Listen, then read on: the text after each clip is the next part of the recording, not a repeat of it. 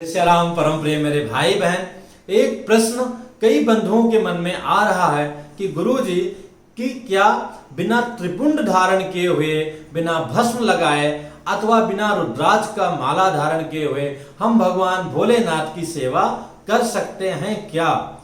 अथवा ऐसे बिना त्रिपुंड, बिना रुद्राक्ष माला धारण किए हुए की गई सेवा पूरी मानी जाएगी कि नहीं मानी जाएगी? तो मेरे भाई बहन, अनंत शास्त्रम, शास्त्र अनंत है, उसमें ऋषियों का अपना अपना मत है। तो ये उचित है कि अगर हम सेवा करने जा रहे हैं और संभव है तो निश्चित ही हमें धोती पहनना चाहिए, उसके बाद त्रिपुंड धारण करना चाहिए, रुद्राक्ष का माला धारण करना चाहिए। ये सब बहुत ही उत्तम है। पर ऐसा नहीं है कि आपकी व्यस्तता है अथवा आपके पास भस्म नहीं है अथवा जो है रुद्राक्ष का माला नहीं है और आप पूजन करने बैठे हैं तो बिना उसके आप पूजा कर रहे हैं तो पूजा आपकी खंडित हो जाएगी। ऐसा बिल्कुल नहीं है। कोई भी सामग्री ना हो तो भावो विद्यते देवा, भगवान भावनाओं में बसते हैं।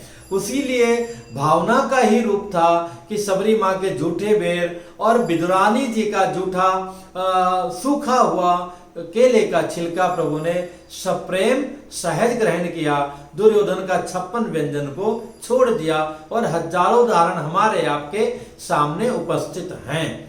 हालांकि अगर संभव है तो प्रयास अवश्य करना चाहिए, पर किसी कारण से आपकी व्यस्तता है, पता चला कि इसके चक्कर में आपने पूजा ही नहीं किया है, तो ऐसा बिल्कुल नहीं है कि अगर ये भस्म नहीं है और रुद्राक्ष का माला नहीं है तो आपकी पूजा खंडित हो गई। बिल्कुल नहीं होगी। जैसा कि आप सभी जानते हैं, विद्यालय कई प्रकार का होता है, इंटरनेशनल विद्यालय, नेशनल विद्यालय, और आजकल के विद्यालयों में तो कहना क्या है कि एक प्रकार का कपड़ा, एक प्रकार के जूते और मोजे और टी शर्ट और महंगे महंगे जो है जो भी चीजें हैं सब जाते हैं। पर अगर बच्चा पढ़ने वाला नहीं है तो ऐसे स्कूल में जाकर के भी कोई लाभ नहीं है। कितने सारे आईएएस पीसीएस अथवा देश में विशेष स्थानों पर विराजमान हैं, विदेशों में भी शोभा बढ़ा रहे हैं, जो एक आम स्कूलों से पढ़ करके आए हैं। तो पढ़ना आवश्यक है। और उसमें भी आप साधारण स्कूल में भी जा रहे हैं, जूता आपका फटा है, शर्ट फटा हुआ है, क्या? हाँ, धुला हुआ होना चाहिए। धो करके जैसे भी है उसी प्रकार से जब हम पूजा करने जाते हैं तो हमारा मन पवित्र होना चाहिए, उनके प्रति पूर्ण श्रद्धा होनी चाहिए। जैसे एक साधारण दिखने में विद्यालय में एक बच्चा जाता है, भले उसके कपड़े बिना प्रेस किए हुए हैं। मुझे याद है बचपन में मेरा एक सपाटी था, मौर्या जी थे, तो उनके कपड़े कभी प्रेस नहीं होते थे, पर वो सदैव जो है नंबर 1 पर रहते थे। कोई भी चीज हो सबसे पहले वो खड़ा होता था, तो बहुत अच्छा लगता है। तो पढ़ना आवश्यक है, करना आवश्यक है। इसी प्रकार से जो भी सामग्री उपलब्ध है, बहुत सामग्रियों की बात आती है शिव जी की पूजा में, पर जो जलधारा शिवो प्रिय, शिव जी को क्या है? जलधारा प्रिय, जो कहीं भी उपलब्ध हो जाता है। बेल पत्र सबसे ज्यादा प्रिय है, शमी का पत्र प्रिय है, धतूरा है, ये सब प्रिय है। ऐसा नहीं कि आप बड़ा सा गुलाब कमल का फूल लाएंगे तभी शिव जी प्रसन्न होंगे। जो आम जगह उपलब्ध है, साधारण से साधारण है, तो शिव जी की ऐसा दाता तो शायद कोई ही हो, इसलिए उनको भोलेनाथ कहा गया है, महादेव कहा गया है। तो इसलिए बिल्कुल मन में कोई दुविधा मत लाएं। आप YouTube पर अथवा दुनिया में 50 चीजें ऐसा डाल दिया गया, मन को भ्रमित कर दिया गया है कि ये सामग्री नहीं होगी तो ऐसा होगा। कोई भी सामग्री ना हो, आप शिव जी को निहार लीजिए, प्रेम से एक लोटा जल चढ़ा दीजिए, वही अपने आप में पर्याप्त है।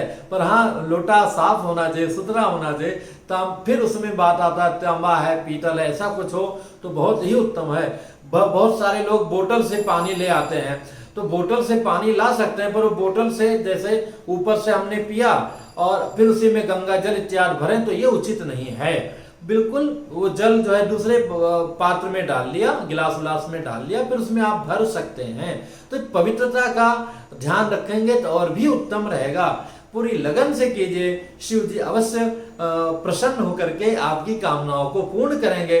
अपना पूरा मन इन सब बहुत सारे विधि विधान में मत लगाएं कि हमारे पास नारियल का जल चढ़ाने के लिए नहीं है, हमारे पास घी होता तो हमारे घर में सौभाग्य आता, समृद्धि आता। घी चढ़ाने से अथवा पूरे शहद से अभिषेक करने से जो लाभ मिलता है एक आम व्यक्ति को अथवा खास व्यक्ति को, वही लाभ अगर आपके पास कुछ नहीं है, श्रद्धा पूर्वक जल अर्पण करेंगे तो कहीं उससे ज्यादा जो है शिव जी आप पर प्रसन्न होंगे। तो इसलिए कोई किंतु परंतु इफ बट में मत फंस करके पूरी निष्ठा से शिव जी की उपासना कीजिए और निश्चित हो आपके अंदर अपनी भक्ति जगाएंगे, आपकी कामनाओं की पूर्ति करेंगे और जन जन्मांतर के बंधनों से मुक्त करेंगे। जय श्री राम।